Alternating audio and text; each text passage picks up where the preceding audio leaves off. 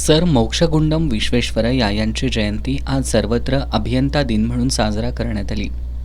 राधानगरी धरण स्थळावरील राजर्षी शाहू स्मारक स्मृतीस्थळावरील सर विश्वेश्वरय्या यांच्या पुतळ्याला अभिवादन करण्यासाठी अभियंते आणि नागरिक दिवसभर येत होते. मात्र आतल्या गेटवर कुलूप असल्यानं त्यांची गैरसोय झाली. जलसंपदा विभाग, सार्वजनिक बांधकाम विभाग, पंचायत समिती, बांधकाम विभाग, पाणीपुरवठा आणि स्वच्छता विभागाच्या अभियंत्यांनी सकाळी आपला कार्यक्रम केल्यानंतर दिवसभर कुलूप लावल्यानं संताप व्यक्त होत होता. यावेळी राधानगरी धरणाचे अभ्यासक सुहास निंबाळकर माध्यमांशी संवाद साधला. राधानगरी धरण उभारणीत सर विश्वेश्वरय्या यांचं योगदान महत्त्वपूर्ण असल्याचं त्यांनी सांगितलं. त्यांनी दिलेली आदर्श विसर्ग व्यवस्था आज मोडीत काढून BOT वीजगृहाला धरणामधून पाणी दिल्यामुळं राधानगरी धरण अकाली भरतं. त्यामुळे 20 ते 25 दिवस भोगावती नदी पात्राबाहेर पडून कोल्हापूरच्या पूरस्थितीची भयानकता वाढते असं मत त्यांनी व्यक्त केलं.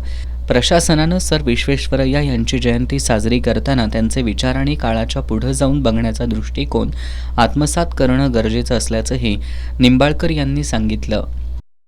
आज विश्वेश्वरय्यांची जयंती आपण साजरी करताना त्यांनी दिलेली आदर्श विसर्ग व्यवस्था मोडीत काढल्यामुळं BOT पॉवर व्यवस्था ॲक्सेस धरणाच्या मधूनच दिल्यामुळे धरण अकाली भरतं आणि नदी पात्राबाहेर 20-25 दिवस महिनाभर राहते.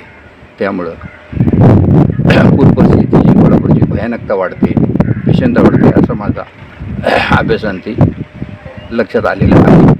यावर प्रशासनानं जर विश्वेश्वरय्यांची जयंती आपण साजरी करत असेल तर त्यांचे विचार आणि काळाच्या पुढं जाऊन बघण्याची जी दृष्टी होती ती अंगीकरणं गरजेचं आहे. हीच त्यांच्या जयंतीनिमित्त आपण स्मृती जपणं कार्य होईल असं मला वाटतं.